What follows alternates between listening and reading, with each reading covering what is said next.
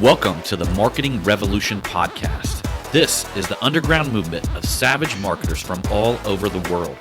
We are not Fortune 500 companies. We are real entrepreneurs with real businesses that have one major thing in mind: to set goals and devour them daily. Because we understand that everyone wants to eat, but only savage marketers are willing to do the hunt. Now let's get this revolution started.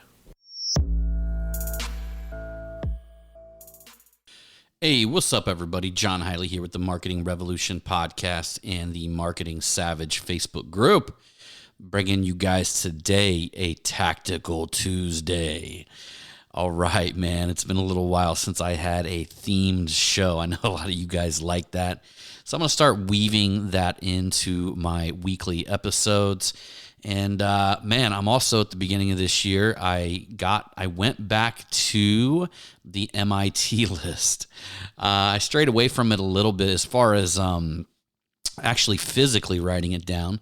So I was using an app for a little while, and although I did get a lot done, it just wasn't as good as physically writing it down, man. I'm just telling you guys. I know I talked to y'all a few weeks ago, or perhaps about 3 weeks ago, that we went off, myself and my wife. We had a couples planning trip out there at Zion National Park, and we physically wrote down all of our couple goals, and there's something to physically writing things down. So I went back to the pad and paper starting January 1st, writing down my MIT list. Some people call it a power list. That is my most important task that I do each and every day that I need to get done.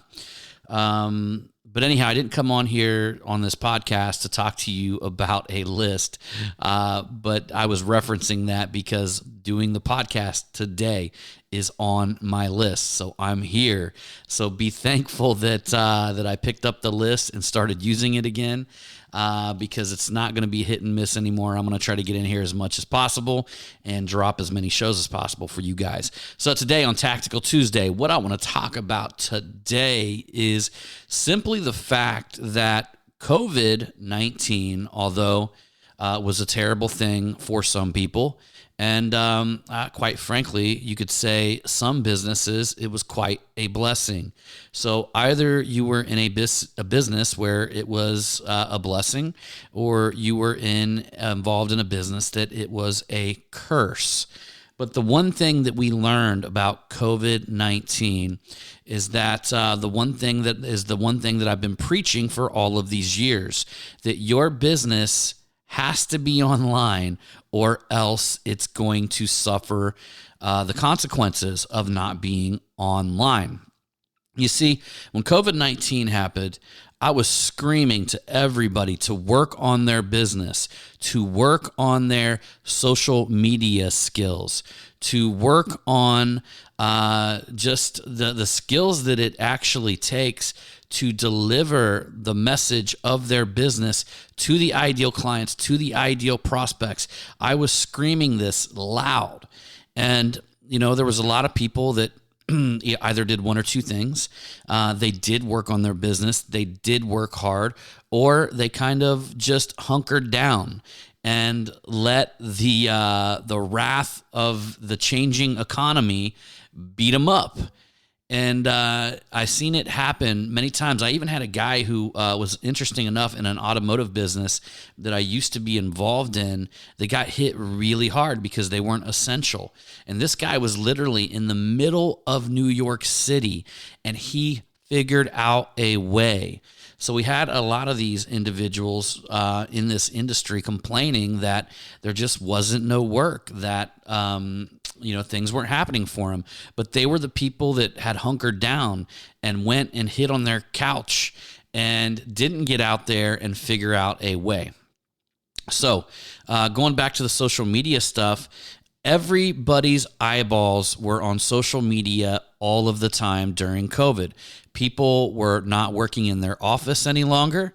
People were sent home. People were working from home and still are working from home. So it was an all-time high for social media networks. People who you really hadn't seen on there for years, they were appearing. They are talking. They are getting in the game. They are getting engaged. It changed where the eyeballs are. So before, we had a lot of people on social media. We had a lot of eyeballs on social media. But when COVID hit, I mean, that just got amplified. And listen, my friends, when I tell you this, wherever the eyeballs are at, that is where you want your message. That is where you want your business. That is where you want to focus your efforts, because, my friends, that is the only way you're going to get seen. So now more than ever, we are in need of education. I recommend getting yourself a mentor. Whether that mentor is me inside of the Marketing Savage Inner Circle or the Marketing Savage Elite Mastermind, or whether that mentor is Russell Brunson, Perry Belcher, an array, Billy Jean. I mean, there are a lot of really good products out there, and we definitely do not lack. We're in a world where we do not lack information. In fact, you can find just about anything that you need to know on YouTube. If you're into that, search around on the internet. It's time to educate yourself. Continue listening to not only my podcast, but other marketing podcasts. This is how you get in the game. You've got to understand that it's not going to come overnight. You've got to immerse yourself in it. You can't just be a dabbler.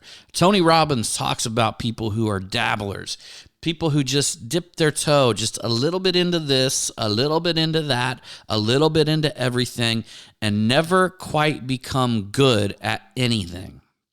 It's almost like the jack of all trades, but the master of none. Well, becoming a dabbler in social media and understanding the elements behind it that will serve your business is not a good idea.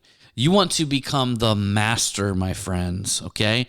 Don't be the dabbler. Don't be the person that makes one Facebook post, it doesn't work, and then you give up. That's not what a master does. I used to take Taekwondo when I was younger. And when I took Taekwondo, I'm pretty sure that the very first kicks, the very first punches, we used to call them katas. They were an array of flying kicks and punches that you had to do in this exact sequence. I'm pretty sure my very first white belt katas probably look like shit. Just like when you start learning social media, your very first post, your very first videos, these things may look like shit. But I'm here to tell you that it starts with one, and then another one, and then another one, and you continuously suck at it until eventually you get better, and then you get good. But that is literally the rite of passage. That is the fire that each and every one of us have to walk through to get good at something that is going to be very extremely important for our business in the future. Guys, if you haven't woke up yet, I mean, I would imagine you're listening to this podcast, so it's likely that you're starting to wake up or you have woke up.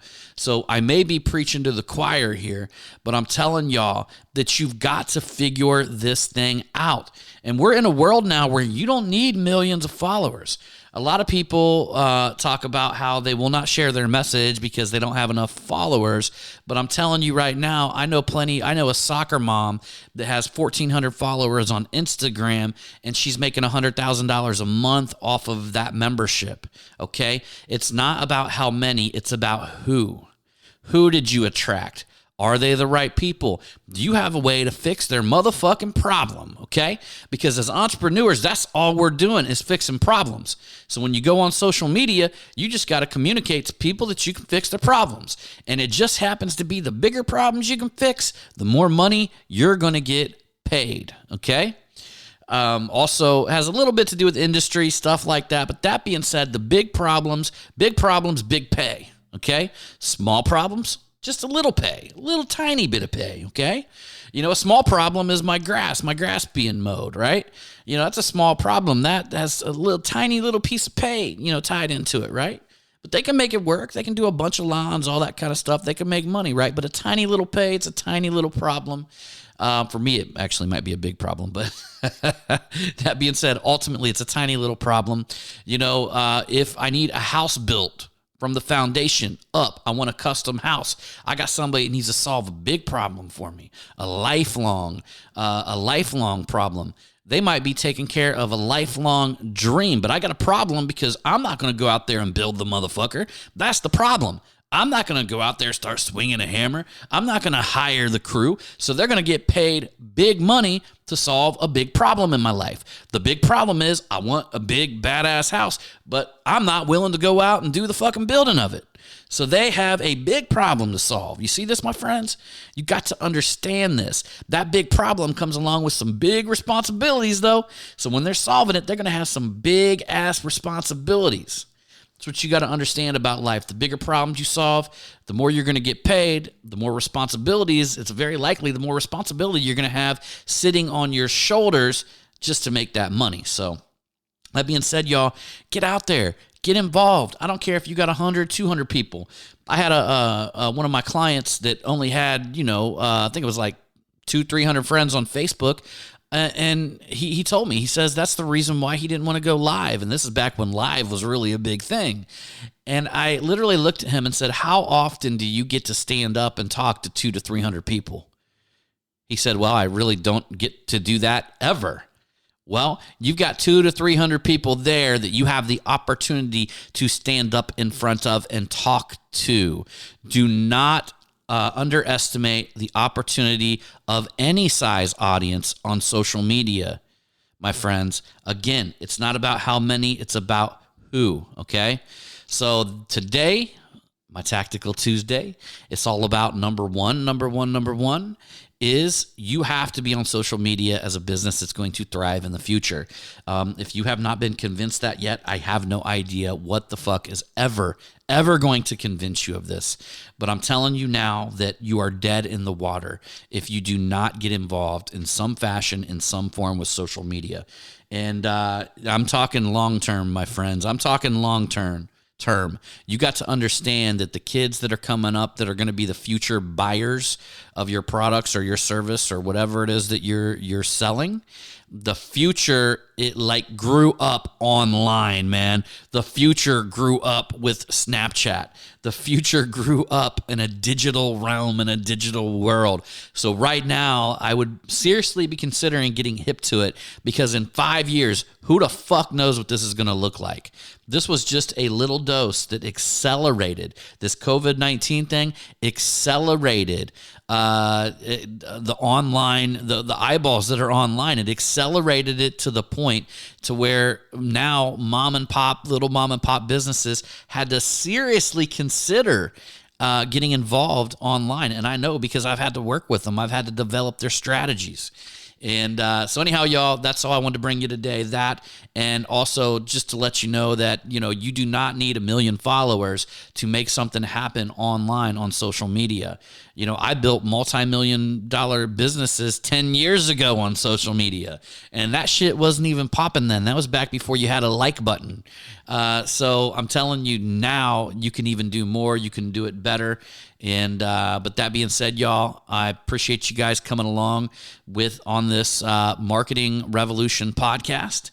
And my friends, get on over to the Marketing Savage Facebook group. And I just want to let all of you guys know who are wondering. I dropped a link last night, or not last night, it was last week, on the Marketing Savage Elite Mastermind. And some of you guys are wondering why I haven't really been pushing it. And that's simply because we got so many applications that I spent the last 3 days, the weekend, just organizing everything and getting everybody in my calendar to speak to them. And we got a ton of applications for the Marketing Savage Mastermind. You can head on over to VIPmarketingsavage.com. If you want to take a look at it, it is a mastermind like none other. Nobody has ever done something like this. We are literally in 90 days formulating people's dreams and then building it for them. It's the only informational mastermind where we actually go to work, and the strategies that we create for you, your business, a new business that you have, we actually go to work on formulating an actual strategy. We put that together and we build it for you. So our team does the work. Which I believe is the future. I believe it is the future. We're mincing the online world, the educational space, with actually physically doing and building the work. Man, I'm telling you guys, with the response that I've gotten already, this program is not going away. In fact, I do believe by the middle of the year, you guys are going to see this as being one of the biggest mastermind movements in this space, in the marketing space. So, that being said, guys, man, I appreciate you guys coming along. You want to check that out, go check it out. It's going to be sold out regardless. I can only take in so many people this round. I do not know when I'm going to open up enrollment. We're systemizing right now. But if you want to check it out, head on over to VIPmarketingsavage.com. I'll be happy to jump on a quick 15-minute phone call with you. But don't get your wallets out because it's not a sales call. I'm literally would just be seeing if it's a good fit. And that being said, y'all, I appreciate you and look forward to seeing you on that next one.